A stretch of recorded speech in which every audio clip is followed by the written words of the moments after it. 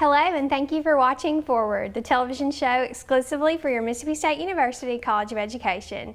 Later on today's episode, we have Dr. Angela Farmer, an assistant professor in our Educational Leadership Department. And to begin today, we have Miss Candace Stephenson. How are you doing, Candace? I'm great, Paige. Thank you for having me. You are so welcome. I'm honored to have you here today. Not only are you a College of Education alumna, you are also an Express Yourself art artist. And so tell us first off a little bit about your experience as a College of Education student. You majored in elementary education and... I did. I majored in elementary education, and we had to turn things around a little bit. Yeah. I did all of my practicums at Sturgis and had a lot of fun there. Yeah.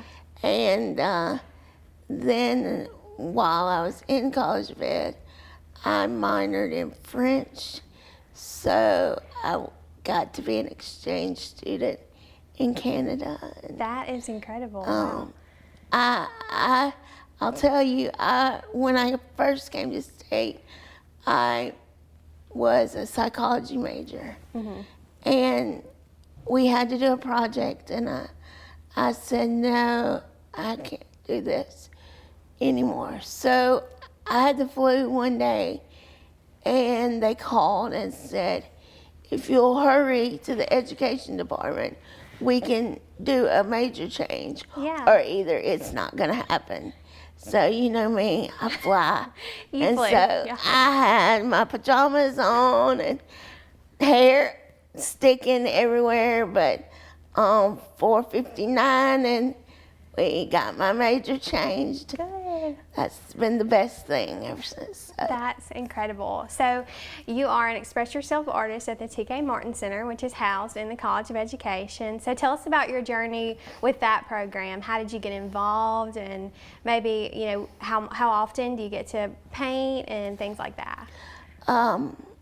When I was working at the T.K. Martin Center as a graduate student, and the program had started, and Judy Duncan had gone to New York to see how it was all done by Tim Levins, and then he came down here and did a mock for us of how to do it, and she just up and said my name one day, and I went from making cards at home to drawing things on canvas.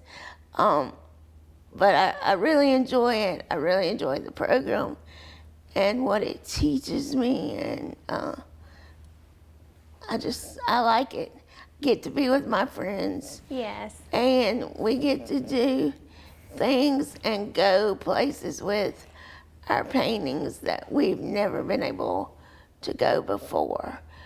Our parents are kicked out of the room, and we have people called trackers, and they are our arms and legs, so they get whatever tool we want, whatever color we want, and we put it on that canvas. You get it on there. That's it's truly an incredible program, because you get to actually, you know, do things that you wouldn't normally be able to do with the help of your trackers. And I know there's an incredible support staff at the T.K. Martin Center to help all of our artists, you know, really put their expression to life on canvas. And I have a couple of pieces. I absolutely love it. I know we featured your work on several College of Education Christmas cards before, and so it's just an honor to have you. Candace, you certainly have a bright light about you, and you really do light up every single room. So, and as Miss Judy says all the time, you know, you're the best public relations for the T.K. Martin Center, because you can talk to anybody, and you just have such a sweet spirit about you, and you're so great at truly just being a definite example of what the center can do. So we're so glad to have you on here today. Well, thank you. I grew up with the center. Everything I learned how to do, I learned through the center. So that's my second family, and they have always been the best thing for me. Yes. So. Well, we're so proud to have you within the College of Education. We'll be back in a few. Flight. It's driven mankind's dreams for centuries. The ability to soar above the earth, to travel to faraway places, to connect distant points. Manned flights to the moon and space were once the stars for which we reached. Now, unmanned aircraft are the future.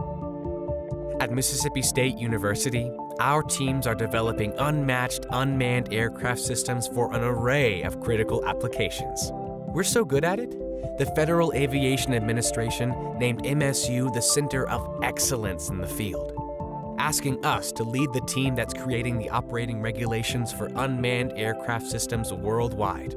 So we're writing the flight plan for an industry that is the future. Our work means better information, more opportunity, and limitless horizons. For you. The sky really is the only limit. The Octavia County Humane Society is a 501c3 nonprofit organization. We were established in 1978 and revitalized in 1997. And we were established based on everybody should treat their animals humanely. And what we do is we run the City of Starkville Animal Shelter.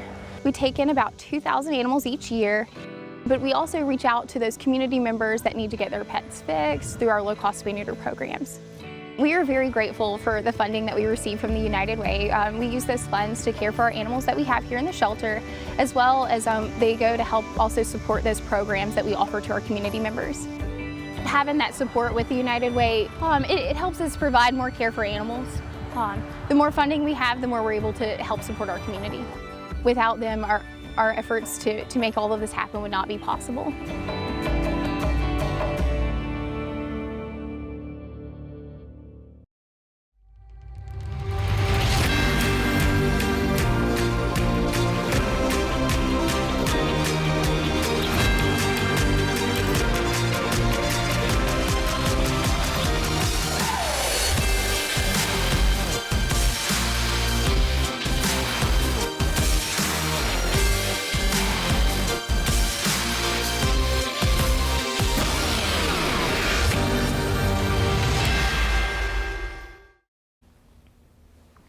Hello and welcome back to Forward. Our second guest today is Dr. Angela Farmer, author of a newly published book, School Days 101. Dr. Farmer, how are you doing this morning? I'm great. How are you? Thanks for having me. Good. Now you are an assistant professor in educational leadership, and you have recently published this book. So why don't you tell us a little bit about it? I know you say you want to have a boots on the ground approach to educational learning. So give us the rundown. Absolutely. The book is designed for educators. It's also designed for parents and anyone who has an interest in K-12 education. So the premise for the book allows people to understand and navigate some of the challenges that we see in K-12 education on a daily basis. As a former educational administrator for about 12 years, I saw a lot of the same instances, and you see repeat instances where, you know what, just a little bit of information might sort of mitigate this conflict. A lot of the same questions that parents might have. And so it covers everything from redshirting kindergarten, which means should I hold my child back, whether it's for athletic purposes or for academic purposes, or should I send them on? Or should I duplicate that year? That's addressed. There are things about STEM education. There are things about girls in classes, about middle school education, all the way up to reaching for rigor in high school and preparing students to go forward, and sort of unpacking what that means and helping parents to perhaps have a little more resources, as well as to help educators who may see questions these parents come in and pose to them. And it just gives them a little bit, like you said, of boots on the ground, in the trenches. These are the issues that are forefront. We hear a lot of things on the news about K-12 education that are totally outside of our control. These are things that happen within four walls every day in America, and hopefully will provide a little bit of humor and a lot of good information to help people make more informed choices. Well, I definitely think that's something that we need for sure. So tell us a little bit about your educational background. You, when you became a professor here, and maybe some of your research areas. Oh, sure. Thank you. Before coming into higher ed, obviously being in ed leadership, I was a K-12 administrator. I started my career in education. I was a high school principal before that, I was a high school chemistry and physics teacher. So, as I was interested in sort of the mechanics of education and why and what, I just continued my education and then later became a district administrator. So that was in the Midwest. At some point in time, I had an opportunity to join the great state of Mississippi, and I matriculated in first through MUW as their Director of Educational Leadership, and then there was a wonderful opportunity here at State to help with their program where we offer both master's, specialists, and doctorates. And so I get to share that information today. Well, that's incredible. And you've twice been honored by the, I want to make sure I get it right, Southern Regional Council on Education Administration. Yes, ma'am. So what's your involvement like with that organization? Well, that's a great organization. It's regional and then it's southeast, but we do have a few professors that even participate from places like Idaho. So one of the things, our next conference is in New Orleans, and we just try to make sure that practitioners, both students who are just finishing their doctorates as well as educational leaders who are in other university settings, have an opportunity to share the dialogue. One of my latest research interests is on corporal punishment in schools, and that's sort of a hot topic. It is, definitely. On a national level. It is, absolutely. And then another area that is sort of an uncomfortable area to discuss, but that I have published on and I got one of the awards on, was acknowledging, having the discussion, however conflict-laden it is, about pedophiles in schools. And so trying to make sure that we do everything we can to be proactive and protect our children in those settings. Exactly, and those are very, very important topics. We're very proud to have you right Well, here thank you. I'm in the delighted College to be of here. Education. Yeah, I can't wait to read this book really and get through. And I know you've been published. This is published by Kendall Hunt Yes. Publishing Company, and you also we see you here in Starkville in the Starkville Daily News. You Yeah. often put articles in there, and you have such good. I think this is such an important subject matter because I feel like every single person has a child in education, or That's they've been right. through the education system before. You know, it's a vital part of our life, our economy, and so these subjects that you're researching on right here at Mississippi State University That's right. are helping those here and, of course, throughout the nation and other areas. So. Well, and I think it's important for people to understand it's not isolated to a parent of a second grader. Right. Because we are training leaders to train the next generation of leaders. Exactly. I mean, this is who's going to propel the country forward right. through the 21st century. So it's critical that we do a really good job of hand-holding to make sure that they go forward and do wonderful things. Exactly. Well, great book.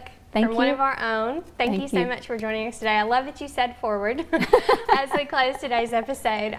Thank you so much for watching. For additional information on the College of Education, visit educ.msstate.edu. Thank you so much.